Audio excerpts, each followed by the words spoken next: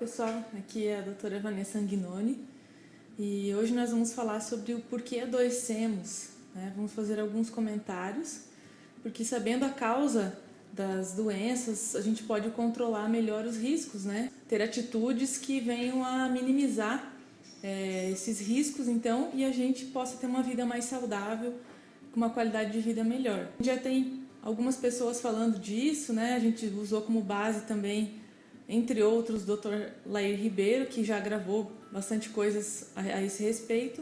Então a gente vai tentar fazer um resumo, uma coisa mais rápida um pouco, para que vocês possam pensar sobre o assunto, né? Quem for profissional da saúde possa ajudar os pacientes a compreender então as causas das doenças e a minimizar as chances de desenvolver as patologias. Vamos lá. São 5 coisas que causam as doenças. Na primeira a gente já vem com toxinas, a segunda causa é desnutrição, a terceira causa é o estresse, quarta infecções e a quinta poluição eletromagnética. Então, primeira coisa são as toxinas, né? Toxinas são substâncias geralmente xenobióticas, ou seja, estranhas ao organismo, que a gente acaba entrando em contato pela via oral, pela pele, pela respiração, né? A gente pode entrar em contato com essas substâncias. A maioria delas são ingeridas no nosso alimento, tá? Então, como a gente pode ver aqui no slide, a primeira coisa que aparece são os metais pesados, que é o mercúrio, chumbo, cádmio, arsênio e alumínio. E eles podem vir na nossa alimentação e nos produtos que a gente usa no dia a dia. Por exemplo, o alumínio a gente tem nos desodorantes, tem nos alguns cremes dentais, as próprias panelas, né, que podem soltar algum resíduo quando a gente usa para cozinhar. São metais tóxicos que causam lesões no cérebro, principalmente a maioria deles, sanguíneas, alguns tipos de anemia. Isso de forma aguda é mais grave. O que a gente vai discutir aqui é o nosso consumo crônico, tá? Então, agudo seria como? Quando eu ingiro uma quantidade muito alta num curto período de tempo, num único dia, né? Não é esse o caso que a gente vai falar aqui. A gente vai falar daquele contato diário que a gente pode ter com esses metais em pequenas doses, mas que vão acumulando no organismo e sobrecarregando o fígado e causando lesões nos nossos órgãos que podem desenvolver doenças. Segunda toxina ou toxinas, né, que a gente pode entrar em contato são os praguicidas, os pesticidas, os herbicidas, que a gente acaba entrando em contato na alimentação. E a gente sabe que é extremamente usado no Brasil. Infelizmente, a gente tem acesso a produtos orgânicos livres desses contaminantes restrito. A gente não tem um acesso muito grande. Geralmente sobe bastante o valor, né, desses alimentos. Mas então fica aí a questão, né? Quem puder consumir esses alimentos orgânicos seria muito interessante, porque seria uma toxina menos para o teu organismo ter que metabolizar e para somar aí no todo e causar doenças e trazer prejuízos à saúde. Então, metais pesados, praguicidas. Outra coisa que a gente acaba entrando em contato muito no Brasil, que tem muita automedicação, inclusive, são os medicamentos. Então, todo medicamento ele é uma substância estranha ao organismo. Para ele ser vendido como medicamento, ele necessariamente tem que ser uma substância estranha, não pode ser uma substância que a natureza produza, tá? Senão ele não vai ganhar o nome de medicamento. Ou seja, sempre que a gente ingerir, o nosso corpo vai ter um trabalho para eliminar essa substância. Geralmente o fígado é que vai fazer o maior trabalho, aí, que é o nosso principal órgão de limpeza, detoxificação, então vai gerar um certo trabalho para o fígado. Fora que alguns medicamentos a gente sabe que prejudicam outros sistemas, possuem as famosas reações adversas, então eles vão tratar algum órgão e vão acabar prejudicando o outro. Então, quanto menos medicamentos a gente puder utilizar, melhor, né? O medicamento tem o seu papel na saúde, mas o correto seria a gente usar ele de forma aguda, né? Então, precisou fazer uma cirurgia ou, enfim, aconteceu alguma coisa em que você precise usar por um período curto de tempo. Isso seria o ideal, não é o que a gente vê. A gente vê muitas vezes as pessoas tomarem medicamentos aí de forma contínua, até medicamentos que se conhece, se sabe que são de uso esporádico, como anti-inflamatórios, analgésicos, algumas pessoas acabam utilizando de forma contínua, muitas vezes por não tratar a causa das doenças, que é o que a gente está discutindo aqui. Se a gente conseguir melhorar o nosso corpo, nossos sistemas, para eliminar os tóxicos que a gente está vendo agora e colocar nutrientes suficientes para otimizar a função dos órgãos, então geralmente nós vamos diminuir a chance aí de ter doenças crônicas ou injúrias que necessitem desses medicamentos. Medicamento também é toxina, é uma coisa estranha. O que muda de um medicamento fazer bem, né, ser farmacológico, ter um efeito farmacológico benéfico e de ele causar um prejuízo, principalmente a dose. Mas a gente sabe que as reações adversas acontecem em doses usuais, doses recomendadas. Diferente reação adversa de intoxicação. Tá? A reação adversa pode acontecer, é um prejuízo à saúde, é um sintoma que pode acontecer mesmo em doses recomendadas. Intoxicação seria o uso excessivo do medicamento em doses maiores ou o corpo não conseguir metabolizar esse fármaco, esse medicamento como ele deveria, no tempo que ele deveria, e aí ele fazer um acúmulo interno também.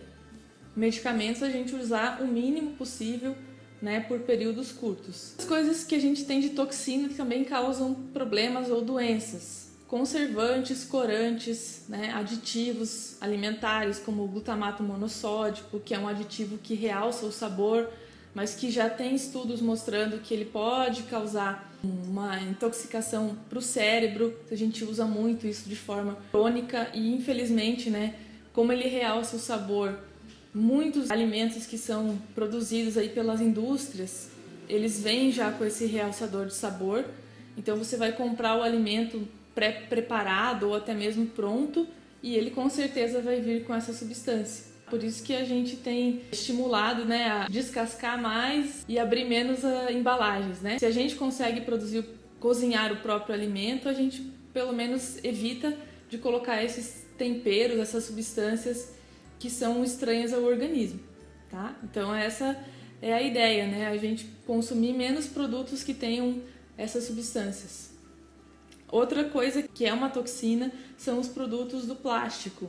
Então tem que tomar cuidado, né, com você utilizar embalagens de plástico, principalmente que aquecem. Já se sabe, né, como vocês podem ler aí no slide 3, que existe esse bisfenol e os fitalatos, que comprovadamente causam câncer de mama, de próstata, tem relação com o desenvolvimento do diabetes, da obesidade. Como eles são similares aos hormônios sexuais, principalmente ao estrógeno, que é um hormônio feminino, por ele ter uma estrutura química parecida, então ele consegue ativar no nosso organismo, no nosso corpo, os receptores que o estrógeno ativa. E aí ele vai causar então o que a gente chama de excesso de hormônio feminino, vamos colocar assim entre aspas, né? E aí pode trazer alguns prejuízos, como a gente está vendo aqui. Aquecer mamadeiras, né, no micro-ondas, alimentos nesses potinhos, né, que a gente costuma aquecer de plástico, podem fazer com que essa substância seja liberada e entre no alimento, e então você consuma esse alimento. Outra coisa também são as garrafas de plástico que contém refrigerante, que contém até mesmo água. Se esse plástico pegar calor, também pode liberar essa substância dentro do líquido e a gente acaba consumindo. Então veja que a gente tem uma chance enorme de consumir esses fitalatos e o bisfenol A.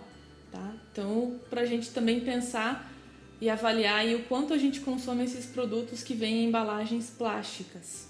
Outra toxina que a gente pode consumir, alguns alimentos preparados de forma, digamos assim, não muito adequada. Por exemplo, a batata inglesa, né, que é a batatinha que a gente tem um alto consumo aí, ela tem um aminoácido, né, chamado asparagina, que quando aquecido ele se transforma numa substância chamada acrilamida, que é cancerígena, afeta o sistema nervoso central e sistema reprodutivo. Essa história de comer muita batata frita não nos traz muitos benefícios. O próprio alimento libera essa toxina, né? Ele possui esse aminoácido que aquecido vai se transformar na acrilamida, que é prejudicial.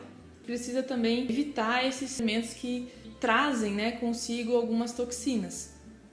Outro alimento muito utilizado, principalmente para quem quer emagrecer ou pelos diabéticos, são os adoçantes, né? O aspartame é comprovadamente neurotóxico.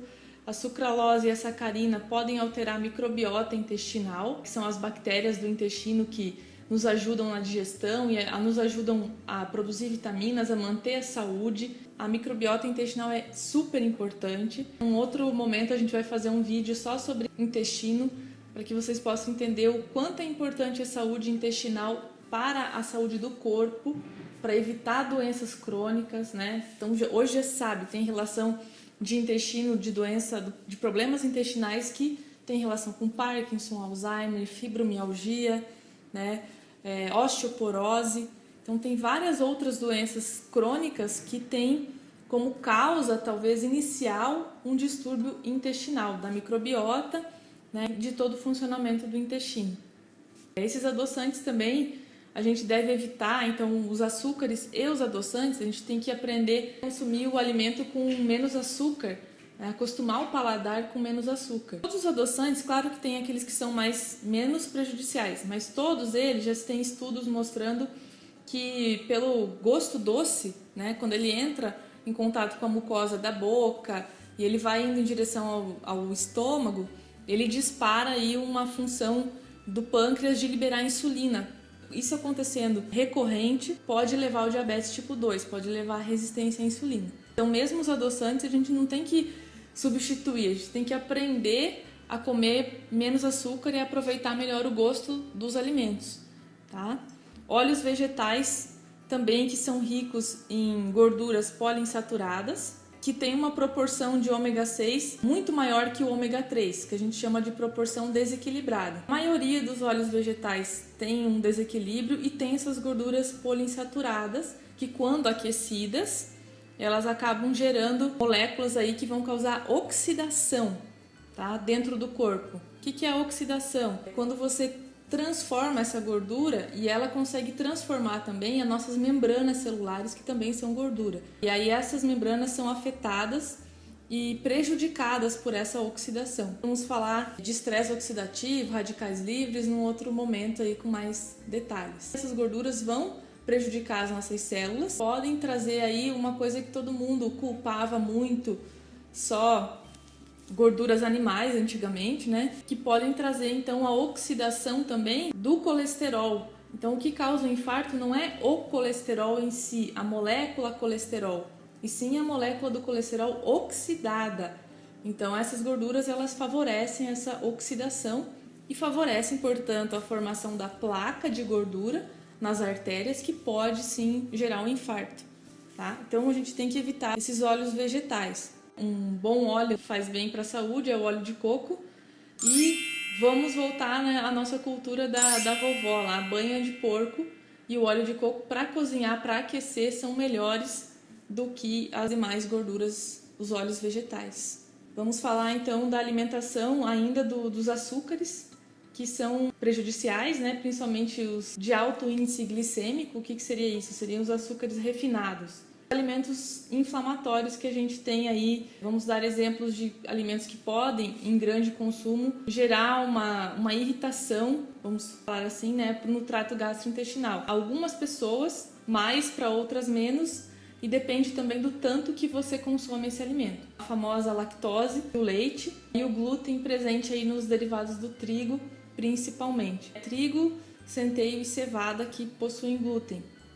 E sim, existem cada vez mais estudos, né, nesse sentido, mostrando que algumas pessoas têm, não é intolerância, né? Intolerância seria doença celíaca, que é um quadro, alguns alimentos que têm um potencial inflamatório, que muitas vezes a gente não percebe, porque não é uma inflamação aguda, é uma inflamação do corpo, que acontece principalmente no intestino. Por quê? Porque chega aquele alimento ali, é um alimento um tanto indigesto, isso vai gerar uma alteração então da microbiota que a gente comentou antes, intestinal, vai ser difícil, digamos assim, algumas bactérias ruins gostam mais desses alimentos, né, do que as bactérias boas, que gostam mais de fibra, e a gente vai causar um desequilíbrio, pode gerar uma alteração imunológica ali no intestino, que vai refletir no organismo como um todo. Tá? Então, às vezes você tem uma rinite, até mesmo asma, dores articulares, inflamações que aparecem em articulações que você não sabe explicar, que podem ter relação então com a sua alimentação. Outra coisa também que aparece é a enxaqueca, que muitas vezes as pessoas não sabem por que tem tanta enxaqueca e tem relação com esses alimentos inflamatórios. O consumo alto dessas gorduras que a gente acabou de comentar, oxidantes, né, ricas em ômega 6, e também glúten e lactose. E cada vez mais tem estudos mostrando que essas são substâncias que trazem prejuízo a um grande número de pessoas. Então, consumir alimentos que você tem intolerância ou alergia te fazem muito mal. E você precisa ficar atento para você perceber. Algumas pessoas, por exemplo, consomem glúten e aí ficam com muito sono, tem um sono inexplicável, e aí tira o glúten, nossa, eu não tenho mais aquele sono, eu tenho mais vontade de fazer as coisas, não tenho tanta indisposição, né? Então pode ser um sintoma. Outros pacientes, tenho pacientes assim, que têm alergias na pele, que são inexplicáveis, faz tratamento, passa, para o tratamento, volta. Alergias assim que incomodam mesmo, né? Por lesões por todo o corpo. E aí tirou o glúten, resolveu aquela alergia. Então a gente tem que observar o que para nós, para o nosso organismo é benéfico ou não. Porque cada indivíduo tem a sua genética, né? E que pode responder aos alimentos de uma forma diferente. A gente tem as intolerâncias alimentares e a gente tem as alergias alimentares. O que seria a intolerância? Né? Ela vai depender da característica do alimento e do hospedeiro, seria da pessoa, né, que está consumindo. Vai depender, então, se o teu corpo está preparado. Por que desordens metabólicas? Se o teu organismo está preparado para metabolizar. O que seria metabolizar? Seria digerir aquele alimento. Um exemplo de intolerância assim, bem comum seria intolerância à lactose. O que é isso? É quando as pessoas ingerem e elas não têm enzimas no número suficiente, o intestino ali, para quebrar esse açúcar, conseguir metabolizar. E aí ele vai fermentar, então ele vai ficar acumulado ali, vai criar gases, diarreias, vai dar um mal-estar. Isso é um exemplo clássico, né, de intolerância, que seria a lactose. Você tem intolerância, por exemplo, ao glúten, também pode ter uma má digestão desse glúten, e você pode ter também alergias. Então vamos aqui para o outro lado do slide. A gente pode ter alergias IgE mediadas. IgE é um marcador aqui, para quem é da área da saúde vai entender. Essas sim, elas geram os piores sintomas, olha ali. Urticária, angioedema, né, rinite, asma, é um tipo de alergia. A mista, que pode gerar dermatite atópica, esofagite, muitas vezes tem refluxo e você não entende por que você tem aquele refluxo, né? Pode ser uma alergia alimentar, tá? E a gente tem as não IgE mediadas, né? Que pode ser dermatites também, que é alguns tipos, a famosa doença celíaca, né? Que algumas pessoas não podem mesmo consumir nada de glúten porque faz muito mal. Mas vocês viram aqui, então, que alergias eu não tenho um único tipo, né? Aquela alergia em que eu vou comer o alimento e vou passar mal na hora, que eu vou ficar com asma ou até com edema de glote, vou morrer, como algumas pessoas têm com frutos do mar, né? Principalmente camarão. Você pode ter alergia mista e a não IgE mediada, que são também prejudiciais, mas que não são tão agudas. Podem causar enxaquecas, podem causar as dermatites, como está aqui, e você nem percebeu, nem relacionar que foi um alimento que você consumiu que causou.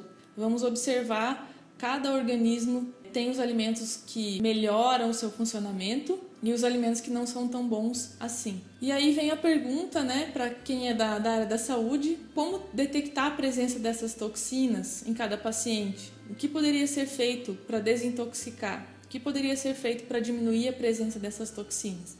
Então essa é a grande questão que a gente precisa ajudar as pessoas a ter um entendimento sobre isso e ajudá-las então a minimizar os efeitos dessas toxinas. Então essa fica aí a pergunta para quem é da área da saúde. Uma coisa muito interessante, o principal órgão que faz detoxificação, que limpa o nosso organismo, é o fígado. E muitas vezes a gente acha que somente substâncias como medicamentos, praguicidas, né, vão demandar energia do fígado. Não, tudo aquilo que a gente se alimenta é o fígado que vai metabolizar, que vai transformar e ajudar a eliminar as toxinas. A gente tem então fases para a gente detoxificar. A fase 1, a gente tem algumas enzimas aqui de oxidação, redução, hidrólise e hidratação. Para que essas enzimas funcionem bem, elas precisam de todos esses nutrientes que vocês estão vendo aí no quadradinho, tá? Riboflavina, niacina, isso são as vitaminas, né? Aminoácidos, a glutationa, flavonoides de plantas, né? Que são substâncias antioxidantes. Tudo isso que é necessário para que a gente consiga ter um bom funcionamento dessas enzimas. Já as enzimas de fase 2 aqui precisam também de glicina, taurina, N-acetilcisteína, que são aminoácidos, né, vitaminas. Então, a primeira coisa, a gente tem que reduzir a ingestão ou contato dessas toxinas. Num segundo momento, a gente pode dar suprimento para esse fígado para que ele possa trabalhar bem e fazer a eliminação dessas substâncias. Fora que, observe aqui ó, que está escrito assim, radicais livres. Durante o funcionamento do nosso metabolismo, durante o trabalho dessas enzimas, existe a produção de radicais livres, que também podem ser neutralizados por alguns minerais, que vocês podem ler com calma aqui, né? E alguns nutrientes. A gente pode sim ajudar o paciente a melhorar aí a função do fígado para ajudar a eliminar as substâncias que ele entra em contato, tá? E a gente tem sim que pensar nisso. Retirar as toxinas é ótimo. Dá para retirar 100%? Muitas vezes não, a gente vive num mundo contaminado. Então a gente pode dar um suporte para o fígado funcionar melhor. Com uma alimentação adequada, claro, né? Consumindo frutas, verduras que são ricos nessas vitaminas, consumindo alimentos que são ricos nessas substâncias. Mas muitas vezes não é suficiente para a demanda, ou seja, é tanta toxina que só com a alimentação não é suficiente. Então isso tem que ser avaliado. Qual o paciente que vai ter necessidade de suplementar as substâncias, qual o paciente que se alimenta melhor, que talvez a gente não precise suplementar tanto, tá? Então essa é a grande questão. Ok? Vamos então para o item 2, para não ficar muito longo.